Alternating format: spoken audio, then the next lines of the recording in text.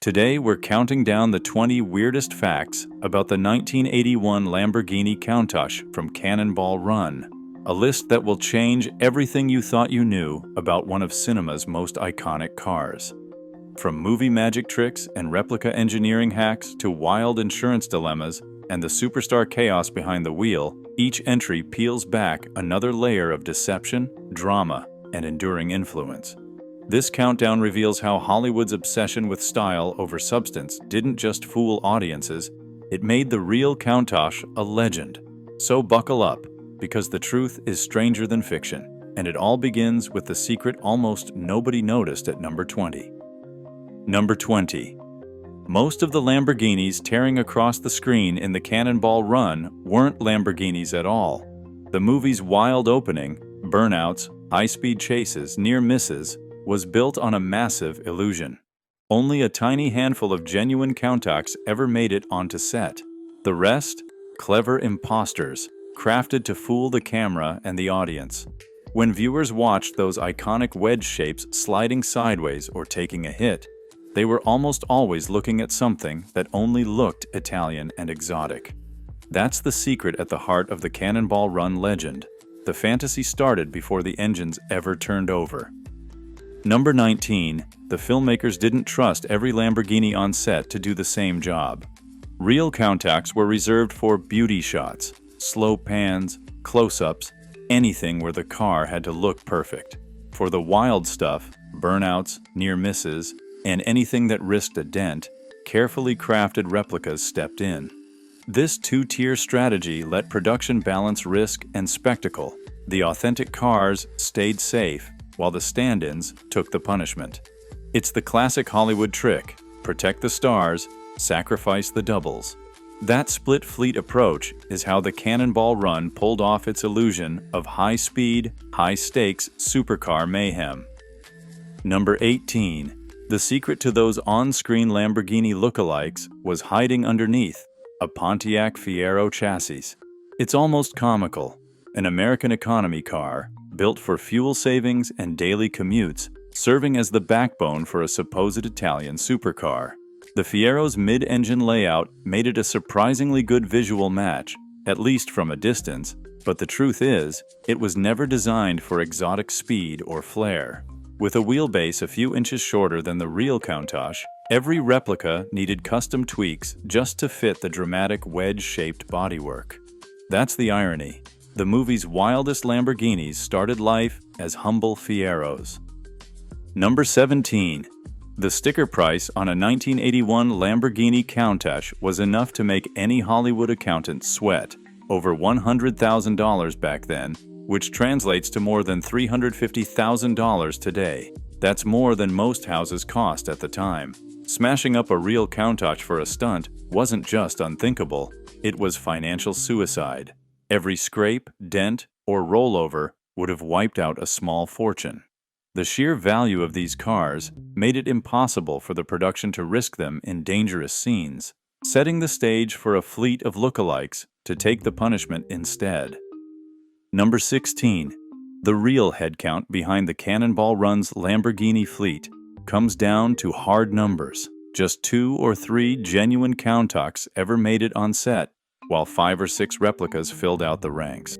The authentic cars were reserved for glamour shots, anything that called for close-ups or slow, dramatic pans. But when the script demanded high-speed chases, wild stunts, or any scene with a risk of damage, it was always a stand-in taking the abuse.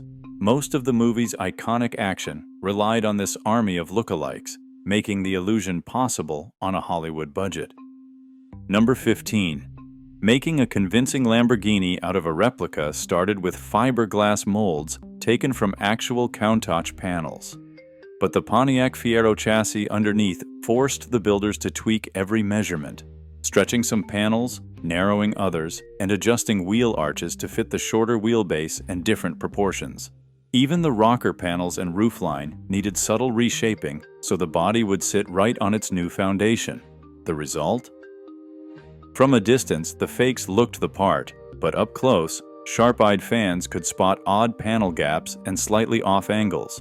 It was a masterclass in movie magic. Close, but never quite perfect. Number 14. The real Countach's V12 engine pumped out a thunderous 375 horsepower, enough to launch the car into supercar legend. The replicas, on the other hand, were powered by a 2.5-liter four-cylinder that barely managed 90 horsepower. That's less than a quarter of the real thing.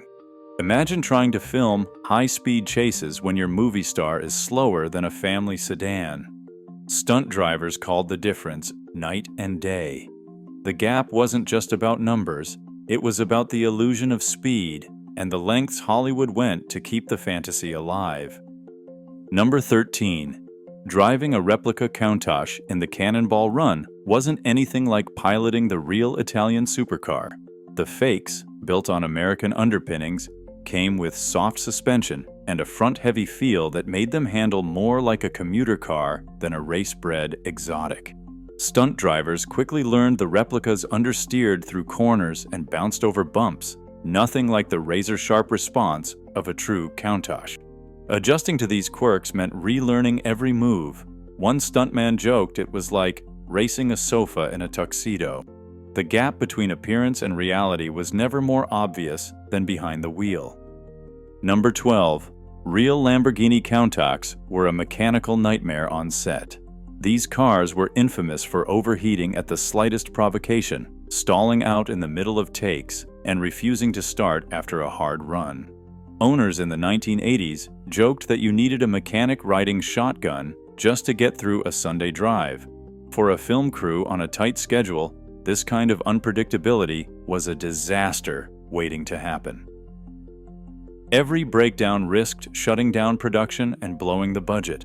That constant threat of downtime forced the filmmakers to rethink how much abuse the real cars could handle, setting the stage for a more practical, if less glamorous, solution. Number 11. The insurance reality behind the Cannonball Run was harsher than any on-screen crash. Insuring a real Lamborghini Countach for stunt work wasn't just expensive, it was nearly impossible. Most insurers flat out refused coverage for high-speed action, and those willing to write a policy quoted premiums that soared into six-figure territory, sometimes exceeding the total car budget for the film. That left producers with a clear business choice: risk bankruptcy with real exotics, or use replicas that could be insured like ordinary cars. The economics of destruction made the decision for them. Replicas took the hits, saving the production from financial disaster. Number 10. Burt Reynolds found out the hard way just how fragile a real Lamborghini Countach could be. During filming, Reynolds clipped the front end of one of the genuine cars. Just a minor fender bender, but the repair bill soared into 5 figures and brought shooting to a halt. Director Hal Needham didn't hesitate. From that moment, he banned real Lamborghinis from any scene involving the main actors. Only replicas would risk the chaos of set life. That single accident changed the rules overnight, turning the authentic supercar into a protected species and leaving the stand-ins to soak up the punishment. Number 9. The opening race sequence of the Cannonball Run turned into a demolition derby for the replica Countachs. At least 3 of these stand-ins were totaled during stunts, spun out, sideswiped, or sent sliding into obstacles, all for the sake of cinematic spectacle. If those had been real Lamborghinis, the destruction would have cost millions and likely shut down production.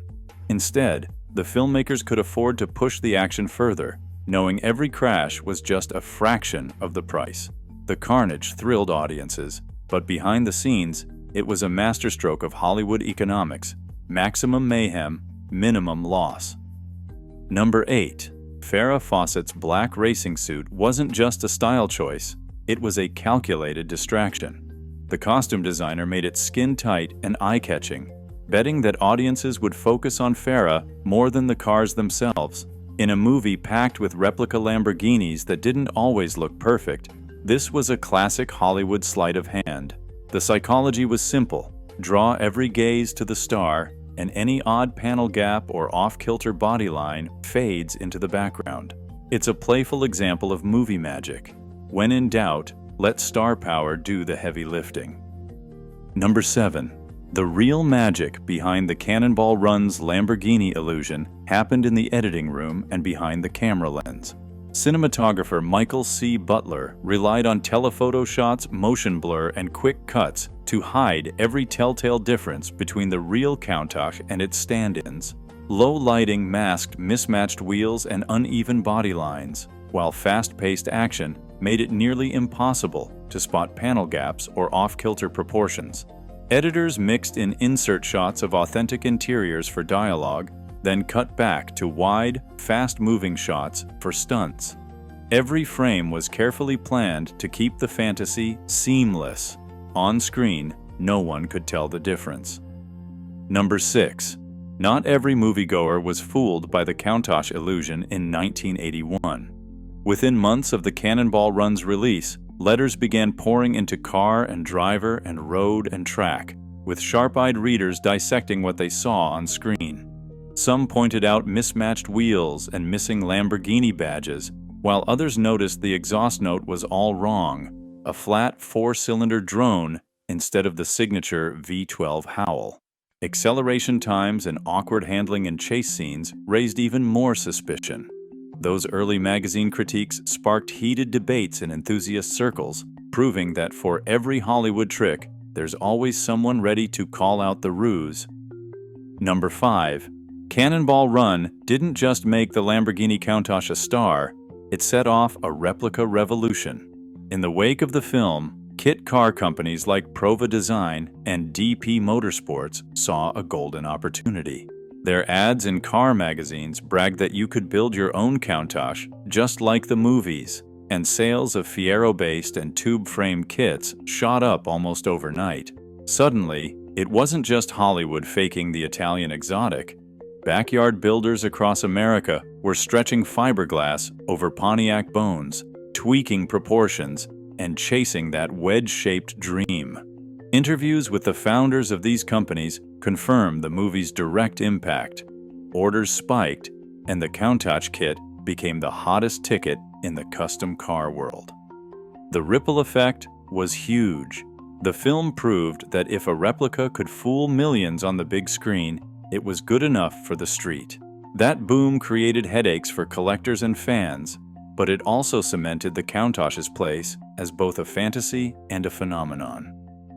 Number 4. The real versus fake Countach debate still haunts car shows and auction blocks decades after the Cannonball Run. Both authentic and replica cars from the film's orbit continue to surface, each claiming a piece of movie history. The problem? Documentation is spotty, and factory records rarely match the stories spun by sellers. Some owners have tried to pass off replicas as genuine screen-used Lamborghinis, hoping to cash in on the car's legendary status. Auction houses now demand thorough VIN checks and provenance paperwork, sometimes even calling in mark experts to verify the smallest detail. When disputes break out, the arguments can turn legal, with lawsuits over misrepresented cars and shattered collector dreams. The authentication headache isn't just about bragging rights, it's about real money and reputation. For every car that claims a piece of Cannonball Run glory, there's a trail of paperwork, skepticism, and the risk of being called out as a pretender. The confusion shows just how deep the movie's cultural shadow runs. Number 3. The ultimate proof that movie magic translates into real money. In the 1990s, one of the actual hero Countachs from the Cannonball Run, authenticated by its VIN and a paper trail stretching back to the set, went under the hammer at auction. The final price? $280,000. That was more than double what similar non-movie Countachs were fetching at the time. Collectors weren't just buying a car, they were buying a piece of cinematic legend, right down to the black paint and movie modifications that matched frame by frame with the film's opening chase.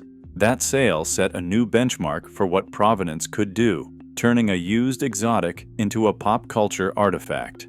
It's a clear signal. The Cannonball Run connection didn't just boost the Countach's reputation, it put a hard number on the value of automotive fame. Number 2.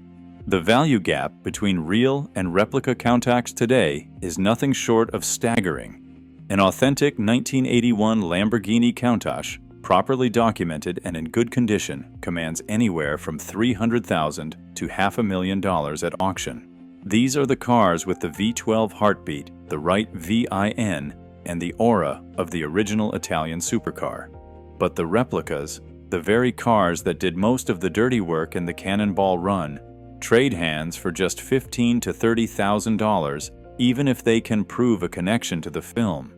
That's a difference of 10 to 20 times the price for vehicles that most viewers couldn't tell apart on screen. The market draws a hard line. Authenticity is everything. Let that sink in. A car that fooled millions in theaters is worth a fraction of the real thing when it comes time to sell. This is the harsh reality of automotive legend versus movie magic, and it sets up the biggest twist of all. And finally, in first place, the greatest twist of all. The Cannonball Run's fake Lamborghinis didn't weaken the Countach legend, they supercharged it. For millions of viewers in the 1980s, that black wedge-shaped rocket became the ultimate dream car, a poster pinned to bedroom walls and a symbol of pure aspiration. Most never knew they were falling in love with movie magic, replicas, camera tricks, and a little Hollywood sleight of hand, but the result was undeniable. Demand for real Countachs exploded, far outstripping anything Lamborghini could build.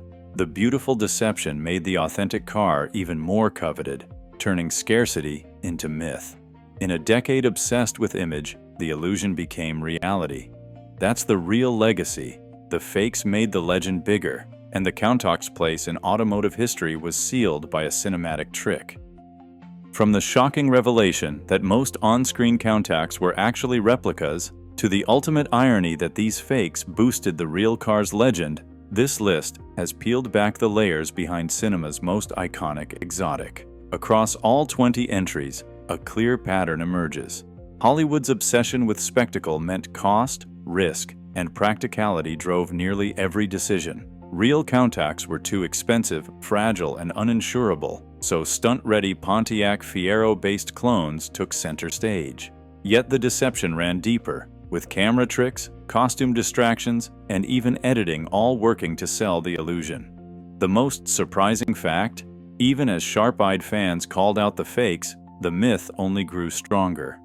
Today, authentic 1981 Countachs command up to $500,000, while the movie's replicas fetch a fraction of that, proving how cultural desire can outpace authenticity.